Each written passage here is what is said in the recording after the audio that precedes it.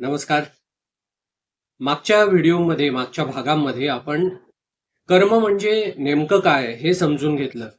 कर्माचे प्रकार कोणते ते समजून घेतलं. संचित कर्म म्हणजे काय, प्रारब्ध कर्म म्हणजे काय, आगामी कर्म म्हणजे काय हे समजून घेतलं. त्यांचे सब डिव्हिजन समजून घेतले की दृढ कर्म आणि अदृढ कर्म म्हणजे काय हे समजून घेतलं. आज या भागामध्ये आपण कर्म सिद्धांतामध्ये कर्माचे काही प्रकार सांगितलेले आहेत किंवा काही नियम सांगितलेले आहेत ते बघणार आहोत. याला अलिखित नियम किंवा अदृश्य नियम असंही म्हटलं जातं. तर कर्म सिद्धांतामध्ये कोणते कोणते नियम सांगितले आहेत कर्माच्या बाबतीत ते आज आपण या भागामध्ये सविस्तरपणे समजून घेणार आहोत. तर पहिला नियम जो सांगितलेला आहे तो म्हणजे कॉज अँड इफेक्ट. थोडक्यात जे पेराल ते उगवते. लगेच उगवते का? तर नाही. आपण जेव्हा बी पेरतो तेव्हा त्याचं वृक्षामध्ये रूपांतर व्हायला किंवा रोपामध्ये रूपांतर व्हायला काही कालावधी जावा लागतो ना. त्याचप्रमाणे आपण जे कर्म आत्ता करतोय त्याचे परिणाम आपल्याला अनुभवास येण्यासाठी काही कालावधी जावा लागतो. पण ते रोप उगवणार हे मात्र नक्की. कधी ना कधी ते घडणार आणि नक्की घडणार 100%. तर कदाचित वेगळी वेळ असेल, जन्म वेगळा असेल, आपलं शरीर वेगळं असेल, परंतु ती घटना आपल्या आयुष्यात घडणार हे मात्र नक्की. हा पहिला नियम.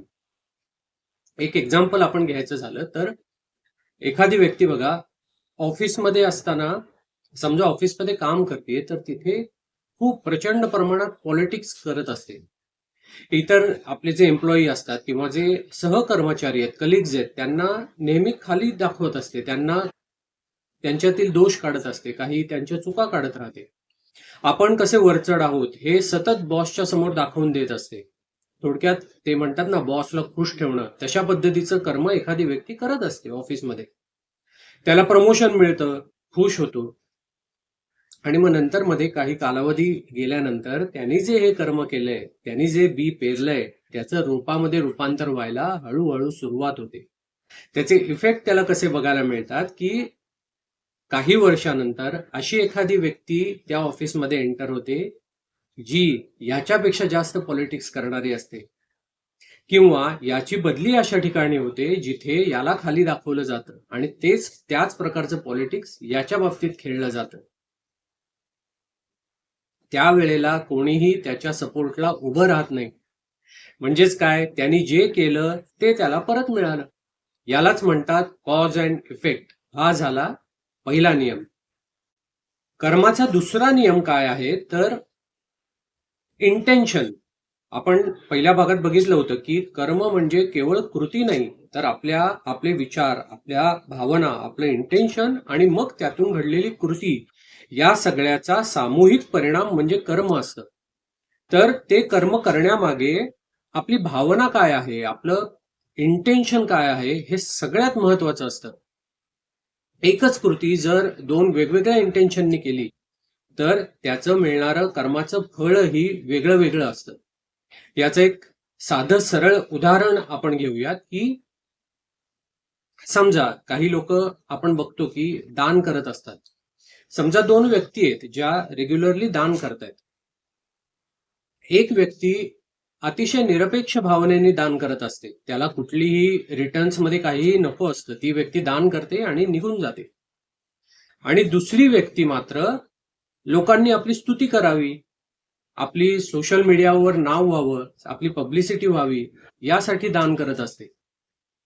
म्हणजे एक जण अतिशय कृतज्ञतेने करतो आणि दुसरा एक इंटेन्शन ठेवून करतो की मला पब्लिसिटी मिळावी, लोकांनी माझं नाव काढावं, माझी स्तुती करावी.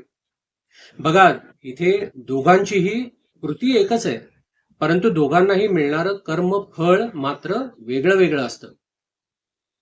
तर कृती करण्यामागे इंटेन्शन जे असतं ना ते खूप महत्वाचं आहे.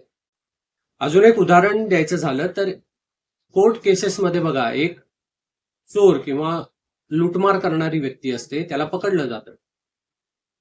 चोरी करण्याच्या उद्देशाने तो समोरच्यावर शस्त्राने हल्ला करतो आणि ज्याच्यावर हल्ला झालाय तो स्वसंरक्षणार्थ, स्वतःच्या बचावासाठी शस्त्र उचलतो. याच्यामध्ये बघा, जो स्वतःच्या संरक्षणासाठी शस्त्र उचलतो ना, त्याला बेनिफिट ऑफ डाऊट दिलं जातं. बरोबर ना? त्यांनी स्वतःच्या संरक्षणासाठी शस्त्र उचललंय म्हणून त्याला त्याच्या गुन्ह्यातून माफी दिली जाते. पण जो लुटमार करण्यासाठी आलेला असतो, जो चोरी करण्याच्या उद्देशाने आलेला असतो, त्याचं इंटेन्शनच चुकीचं असतं, त्याला मात्र शिक्षा दिली जाते. तर सांगायचा मुद्दा हा की कोणतीही कृती करण्यामागे तुमचं इंटेन्शन काय आहे ते खूप महत्वाचं असतं आणि त्याप्रमाणे त्या कर्माचं मिळणारं फळ हे बदलत असतं. याच्यामध्ये कर्माचा तिसरा नियम असा सांगितला आहे की karma has no fix timeline. म्हणजेच याचा अर्थ काय, तर कर्माचं घड्याळ जे असतं ना ते कम्प्लीट वेगळं असतं. काही कर्म बघा इन्स्टंटली रिझल्ट देतात, परंतु काही थोड्या कालावधीनंतर, कदाचित पुढच्या काही जन्मांमध्ये पण त्याचे रिझल्ट मिळतात. हा नियम आपल्याला सगळ्यात जास्त कन्फ्यूज करतो, कारण आपण बघत असतो बघा की काही लोक खूप चांगलं काम करत असतात, काही लोक खूप चांगलं काम करत असतात आयुष्यामध्ये, तरी पण संपूर्ण आयुष्यभर ती लोक दुःखीच राहतात. आणि काही चुकीचे लोक कायम सुखात असतात. हे इनजस्टिस नाहीये, तर हे पेंडिंग कर्म आहे. आज ना उद्या, या जन्मात नाहीतर पुढच्या कुठल्या तरी जन्मात त्यांना त्यांच्या कर्माचं फळ नक्की मिळणार, 100% मिळणार. याच्यामध्ये पुढचा नियम आपल्याला असं सांगतो की अनफिनिश्ड कर्मा रिटर्न्स. म्हणजेच काय, तर आपण ज्या गोष्टी टाळतो, आपल्या नात्यातली एखादी चूक असेल किंवा आपल्याला माहिती आहे आपल्याकडनं काहीतरी चूक झाली आहे, परंतु आपण त्याची माफी मागितली नाहीये. न मागितलेली माफी, आपण लपवून ठेवलेलं एखादं सत्य किंवा आपण पूर्ण न केलेली एखादी जबाबदारी, या सर्व गोष्टी पुन्हा पुन्हा आपल्या आयुष्यात येत राहतात. सेम पॅटर्न्स, सेम दुःख. हा, माणसं कदाचित वेगळी असतील, परंतु जोपर्यंत आपण त्यातून शिकत नाही तोपर्यंत ही कर्माची सायकल चालूच राहते, कारण आपल्या मनातला पॅटर्न तोच आहे. तो पॅटर्न ब्रेक झाला, लेसन शिकलं की मग सायकल संपते. आणि म्हणूनच कर्मसिद्धांतामध्ये अवेअरनेसला खूप महत्व देण्यात आलंय. अवेअरनेस म्हणजे जागरूकता आली की मग कर्माचं सायकल, कर्माचं हे चक्र ब्रेक व्हायला सुरुवात होते. कर्माचा पुढचा जो अलिखित नियम आहे तो म्हणजे you attract what you vibrate. थोडक्यात काय, तर तुम्ही जो विचार करता तेच तुम्ही अट्रॅक्ट करता. ज्यांनी मॅनिफेस्टेशनचा अभ्यास केलाय किंवा जे लोक मॅनिफेस्टेशन टेक्निक शिकवतात, ते आपल्याला सांगतात बघा की सगळ्यात पहिला लेसन त्यांचा हा असतो की तुम्ही तुमची थिंकिंग बदला, थिंकिंग प्रोसेस बदला. ते नाही का सांगितलं जातं, think like a millionaire, think like a billionaire, to become a millionaire. तर हे मोठे मोठे शब्द नंतर उगीच आलेत, परंतु सगळ्यात महत्वाचं काय, तर आपली थिंकिंग प्रोसेस बदला. तुम्ही जो विचार करता ना तेच कर्म तुमच्या हातून घडतं. थोडक्यात तुमचे विचार बदला म्हणजे तुमचं कर्म बदलेल, आणि तुमचं कर्म बदललं की तुमचे रिझल्ट पण बदलतील, परिणाम बदलतील. प्रत्येक कर्माची सुरुवात ही एका छोट्याशा विचाराने होते. सगळ्यात आधी आपल्या डोक्यात एक छोटासा विचार आलेला असतो, मग त्याच्यावर आपली थिंकिंग प्रोसेस चालू होते, मग त्याच्यात आपलं इंटेन्शन ऍड होतं, आणि सगळ्यात शेवटी या सगळ्यांचा एकत्रित परिणाम जो होतो ना ते म्हणजे कर्म. म्हणजेच आपण त्याला म्हणूयात की फायनल रिझल्ट किंवा फायनल इम्पॅक्ट जो असतो ना ते म्हणजे कर्म. आणि प्रत्येक कर्माच्या शेवटी एक नवीन विचार आपल्या मनात आलेला असतो, आणि मग त्याच्यावर आपली थिंकिंग प्रोसेस चालू होते. आणि म्हणूनच सांगितलं जातं की तुमचे विचार बदला, तुमच्या मनातले जे पॅटर्न्स आहेत ते बदला, तर तुमचं कर्म बदलेल आणि तुमचे परिणाम बदलतील.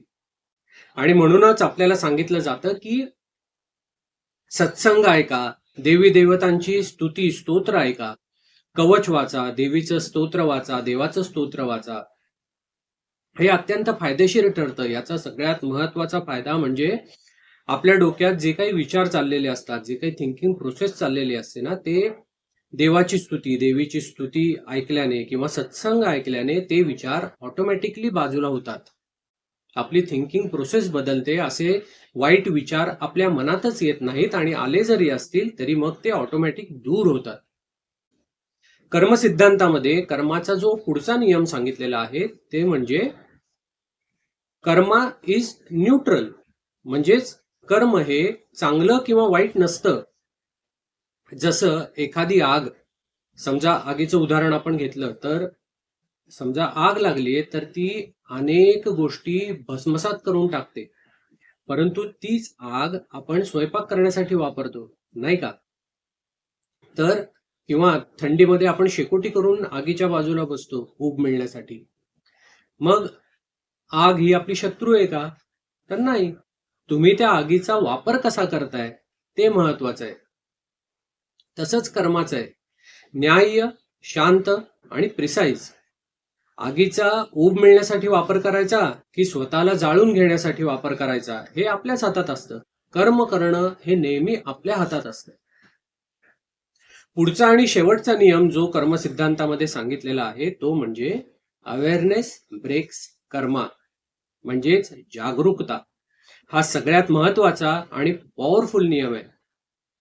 ज्या क्षणी तुम्ही जाणीवपूर्वक वागायला लागता, कारण समजून घेता, आपल्या आयुष्यात गोष्टी का घडतायत याच्या मागचं मूळ कारण समजून घेता, कॉन्शियसली रिस्पॉन्ड करायला शिकता, तिथूनच कर्माची सायकल, कर्माचं चक्र ब्रेक व्हायला सुरुवात होते. म्हणजेच बघा, आधी समजा तुम्हाला प्रत्येक गोष्टीत राग यायचा आणि तुम्ही लगेच रिॲक्ट व्हायचा, खाडकन समोरच्या व्यक्तीला काहीतरी बोलून जायचा. पण आता जर तुम्ही पॉज घेतलात, रिॲक्ट होण्याच्या आधी थांबलात, श्वास घेतलात, विचार केलात आणि मग कॉन्शियसली रिस्पॉन्ड केलात, तर कर्माचं हे चक्र ब्रेक व्हायला सुरुवात होते आणि कर्माच्या या चक्रातून बाहेर पडण्यासाठी तुम्हाला मदत मिळते. तर अवेअरनेस म्हणजे जागरूकता अत्यंत महत्वाची आहे. कर्म म्हणजे नशीब नाही तर आपलाच इको आहे. आजची जाणीव उद्याचं आयुष्य बदलू शकते. आपल्या आत्म्याच्या, आपल्या कर्माच्या या प्रवासात सहभागी होण्यासाठी मिस्टिक मराठीला जरूर सबस्क्राईब करा. भेटूयात पुढच्या व्हिडिओमध्ये. श्री स्वामी समर्थ.